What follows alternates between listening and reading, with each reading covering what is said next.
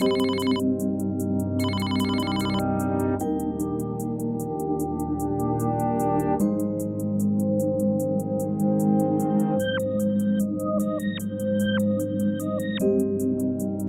일반적 신앙을 할 적에는 우리가 죽으면 영혼이 천국 간다 이런 식으로 알고 있었지만은 그런 것이 아니라 천국이 사람에게 오는 것이었죠. 간단하게 성경의 큰 흐름을 말씀해 드릴게요. 하나님께서 아담과 약속을 하셨잖아요. 아담이 뱀에게 미혹을 받음으로 이 땅에는 죄가 들어오지 않았습니까? 그래서 이 땅은 죄악 세상이 된 거예요. 하나님께서는 떠나가실 수밖에 없으셨습니다. 이 우주 만물을 사단 마귀가 주관하는 죄악 세상이 되었습니다. 그래서 계시록 18장 1절에서 3절까지 보시면요, 이 바벨론에서 나오는 은행의 포도주로 만국이 미혹되었다라고 하지 않았습니까?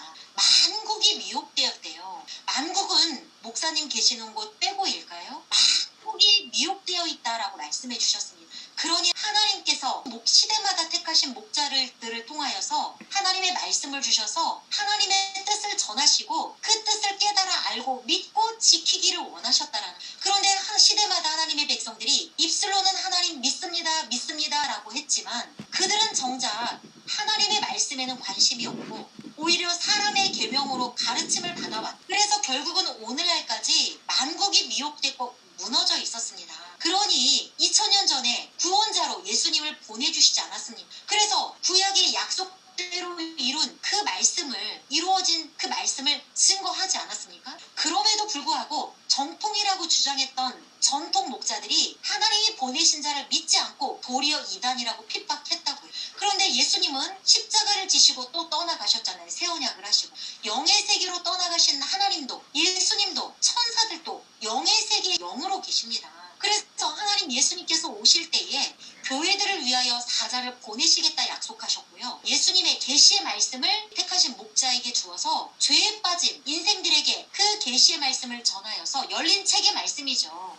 열린 책의 말씀을 받아먹고 전하게 하여서 그 말씀을 깨달아 믿고 지키는 자가 참으로 하나님을 믿고 지키는 자요, 그들을 통해서 만국을 소송하시고 창조 본래의 모습으로 회복하셔서 마귀가 주관했던 세상 나라가 하나님 예수님이 통치하시는 하나님의 나라가 되게 할 것, 소성하실 것을 예언하신 말씀이라. 네, 강사님, 지금 전체 흐름을 말씀해 주시는데 제가 이걸 메모하면서 듣고 지금 확인하고 있는데요. 다시 한 번 더 말씀드리고 싶은 것은 신천지와 기독교의 성경 해석 차이는 너무나도 상반되기 때문에 둘 중에 한 사람은 마귀의 미혹을 받는 해석을 하고 있다고 볼 수밖에 없습니다. 강사님의 성경 해석 방법은 이만희 총회장의 해석 방법을 100% 따른 것일 것입니다. 그리고 저의 성경 해석은 예수님의 제자들과 그 다음 제자들이 했던 성경 해석 방법을 따르고 있는 거죠. 지금 두 사람의 성경 해석 차이는 천국과 지옥으로 갈라지게 할 정도로 간격 차이가 큽니다. 그래서 개신교는 신천지를 이단 사입이다 그러고,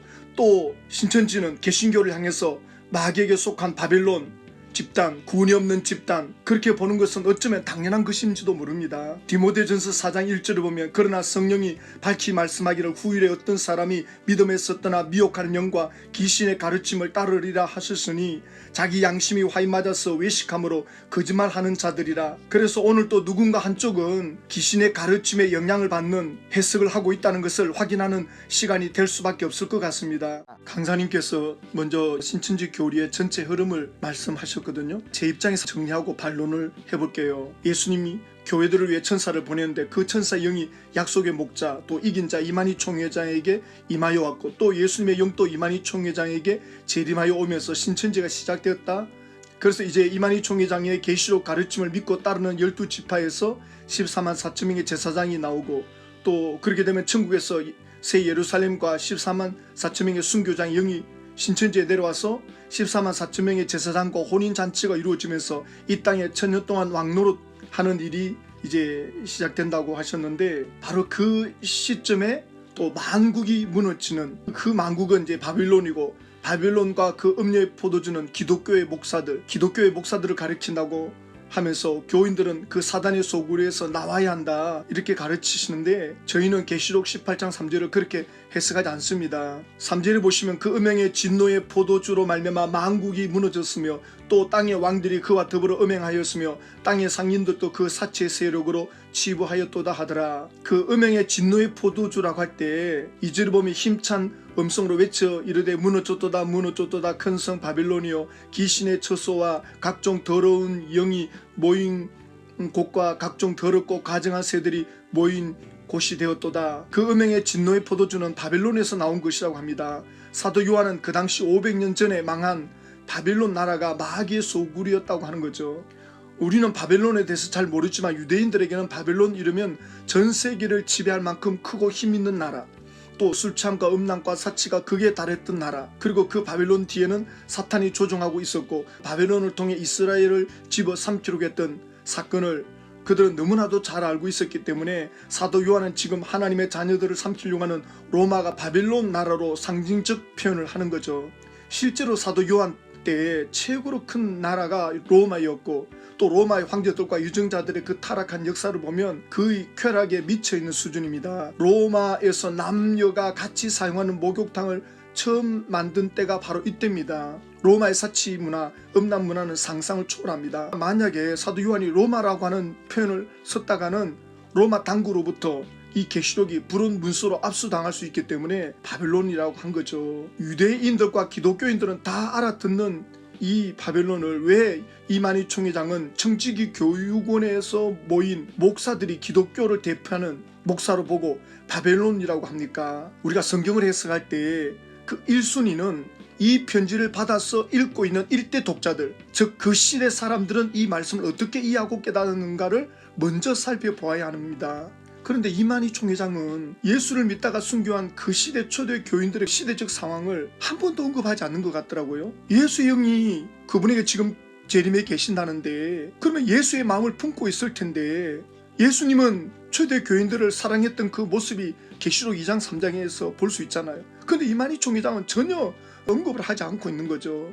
사도 요한이 이 편지를 기록할 때는 제일 먼저 이 편지를 받아볼 그 사람들을 염두에 두고 기록한 겁니다. 우리가 이 계시록을 보면서 느끼는 감정과 2000년 전에 로마의 핍박을 받다가 순교를 당하는 그 모습을 본 교인들, 또 그 가족들이 이 계시록 읽을 때 그 느끼는 그 감정은 우리하고는 엄청난 차이가 있는 거죠. 그렇듯이 계시록을 해석할 때 일대 독자들이 어떤 느낌을 갖고 어떤 감정을 갖고 이걸 읽게 되었는지 그런 감정과 함께 그런 관점에서 이 성경을 해석하는 것이 성경 해석의 첫 번째 원리입니다. 그런데 신천지는 그게 전혀 없어요. 그냥 바로 두 번째 단계로 해석을 하는 걸로 넘어가는데 이만희 총회장이 38년 전에 개인적으로 경험한 사건을 왜 이 요한계시록과 연결시켜서 해석을 하는지, 그리고 그 해석도 자기 입맛에 맞게 요리를 하는 그런 해석을 어떻게 이렇게 믿을 수 있나. 처음에는 이해가 안 됐지만 나중에 이해가 됐죠. 신천지의 모든 강사들은 하나같이 개신교회와 목사들이 바벨론이고 목사들이 음행의 진노의 포도주를 교인들에게 먹이고 있다. 그래서 개신교 교인들은 거기서 나와야 한다 이렇게 가르치시는데, 개신교 목사들은 계시록을 적용할 때 그 교인들이 처한 상황, 그 상황에서 적용을 하기 때문에 목사님들마다 그 적용이 매우 다양합니다. 그러나 핵심은 똑같습니다. 하나님이 싫어하는 행위, 하나님이 진노하는 행위, 그걸 해서는 안 된다. 결론을 이제 내리기는 그렇게 내리죠. 어떤 목사님의 핸드폰이 바빌론이라고 하는 그 표현을 했는 모양인데요. 신천지 강사님은 뭐 어처구니 없다는 식으로 이렇게 웃으시는데, 그러나 핸드폰 때문에 게임 중독이나 문자 중독, 뭐 도박의 중독, 음란의 중독이 되어서 죄를 짓고 그 영혼이 주님과 멀어지는 도구가 된다면 얼마든지 그 핸드폰을 바벨론과 연결시켜서 적용할 수 있단 말입니다. 바벨론을 상징으로 보기 때문에 상징을 해석할 때의 그 장점은 다양하게 적용할 수 있다는 거예요. 문자적 해석은 적용의 폭이 좁아요. 1 더하기 1은 2다 이렇게 적용을 해야 되지만 상징은 굉장히 다양하게 할 수 있다는 그런 장점이 있습니다. 그렇지만 결론은 똑같은 거죠. 하나님을 진노케 하거나 실망시키는 일을 해서는 안 된다. 예수님에게 더 집중해야 된다. 근데 신천지 강사님들은, 신천지 교인들이 인터넷을 통해 신천지에 대한 부정적인 내용을 보면 선악과를 먹는 거라고 하면서 절대 못 먹게 하지 않습니까? 신천지의 계시록 성경 해석을 보면 문자적인 해석과 상징적 해석에 대한 그 일관성이 없이 신천지가 유리한 쪽으로 그때그때 막 풀어가는데, 그래서 기독교와 정반대되는 해석을 지금 하고 있는 겁니다. 그렇다면 둘 중에 하나는 가짜인 거죠. 어쨌든 오늘 계시록 21장 새하늘 새 땅에 대해서 말씀하신다고 하시니까 거기에 대해서 말씀을 진행해 주십시오. 네. 지난번에 목사님 마지막 때 불심판이 있어서 지구가 종말한다 이렇게 말씀해 주셨는데요. 계시록 21장 5절 영의 세계 하나님 나라 거룩한 성새 예루살렘이 새하늘 새 땅에 임해 오시겠다라고 하셨거든요. 그래서 계시록 21장 1절부터 보세요. 또 내가 봄에 새하늘 새 땅을 보니 처음 하늘과 처음 땅이 없어졌고 바다도 다시 있지 않더라라고 하시지 않았습니까? 이 새하늘 새 땅은 어디이고 처음 하늘 처음 땅은 어디고 바다는 어디? 강사님 지금 21장 1절에 대해서 잠깐 반론을 하고 나서 강사님 계속 2절을 해주세요. 제가 2분 정도 사용을 하겠습니다. 네. 사도 요한이 본 그 새하늘 새 땅 환상은 예수님께서 요한복음 14장 2절 3절에서 약속한 내용입니다. 내가 너희를 위하여 거처를 예비하러 가노니 가서 너희를 위하여 거처를 예비하면 내가 다시 와서 너희를 내게로 영접하여 나 있는 곳에 너희도 있게 하리라. 바로 이것이 예수님이 예비하신 새하늘과 새 땅입니다. 그리고 처음 하늘과 처음 땅이 없어지고 바다가 다시 있지 않더라 이렇게 말씀하셨거든요.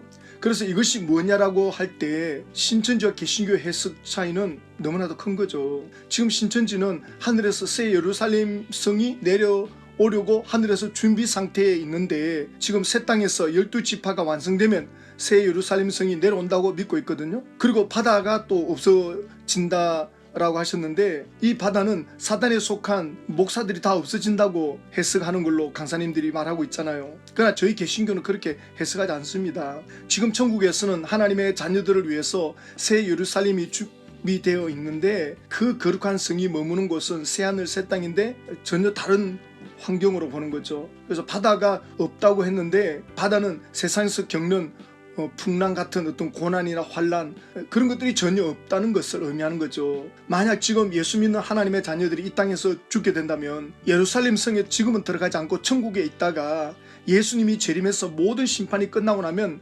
산자와 천국에 있는 자들도 부활한 몸으로 변화되어서 이제 마지막 새 예루살렘 성으로 들어가게 되는 거죠. 그리고 영원한 천국을 누리는 겁니다. 그런데 신천지는 옛날 하늘을 모세 시대 때 하늘이고 옛날의 그 땅은 모세 시대 때 12지파라고 하면서 그 모세 때 창설된 그 12지파가 하나님을 떠났기에 이제 영적인 이스라엘인 신천지의 12지파가 하나님 나라의 터가 되어서 새 예루살렘을 기다린다고 하시는데, 그렇다면 예수님이 부활하신 후에 제자들이 전도하면서 12지파를 준비하거든요. 제자들도 12지파를 준비시키는데 신천지는 이걸 어떻게 해석하실 겁니까? 야고보서 1장 1절을 보면 하나님과 주 예수 그리스도의 종 야고보는 흩어져 있는 12지파에게 문안하노라. 내 형제들아, 너희가 여러가지 시험을 당하거든 온전히 기쁘게 여기라. 저희는 야고보의 그 성경 해석을 믿고 따르기 때문에 개신교는 12지파에 속해 있는 겁니다. 그래서 신천지는 자신들의 그 12지파에게 오라고 하지만 저희 개신교는 3년 6개월 동안 예수님에게 직접 배운, 또 제자 훈련을 받은, 그리고 또 보혜사 성령을 받은 야고보 제자가 복음 전도하다가 순교를 하게 되는데, 그 순교자 야고보 사도의 말을 따르고 싶지, 이만희 총회장은 그 당시 사회에도 많은 무리를 일으킨 박대선 그 사이비 이단 단체에서 10년간 배우다가 나와가지고 신천지를 만들어서 여기에 12지파가 있으니 들어와라 그러면 14만 4천 명이 되고 거기에 속하면 1000년 동안 안 죽고 제사장으로 왕도로 탄다라고 가르치는 것을 저희 개신교회가 볼 때는 이만희 총회장이야말로 진리의 영이 아닌 미혹의 영을 받아서 가르침을 하는 게 아닌가, 뭐 그렇게 볼 수밖에 없는 거죠. 일단 뭐 제 시간 끝났습니다. 강사님 계속해 주십시오. 네. 계시록 21장 2절에 보면 거룩한 성새 예루살렘이 하나님께로부터 하늘에서 내려온다라고 하셨죠. 그러면 그 사람들과 장막을 치시는데, 그 장막을 치시는 그들을 하나님의 백성 삼아주시고 그들의 하나님이 되어주시겠다라고 하시지 않았습니까? 내려 임해 오시겠다라고 하셨잖아요. 그렇게 되면 어떻게 된대요? 4절 보세요. 네? 모든 눈물을 그 눈에서 씻기심에 다시 사망이 없고 애통하는 것, 곡하는 것, 아픈 것 다시 있지 아니하리라. 하나님 예수님께서 하신 말씀입니다. 그리고 5절 어떻게 된대요? 만물을 멸망시키고 파괴하신대요. 만물을 새롭게 하노라. 새롭게 하시겠대요. 창조 본래의 모습으로 새롭게 하시겠다라는 말씀 아닙니까? 그렇게 하심으로써 다 이루어지는 겁니다. 그래서 계시록 21장 6절 이루었도다. 나는 알파와 오메가라고 하시지 않습니까?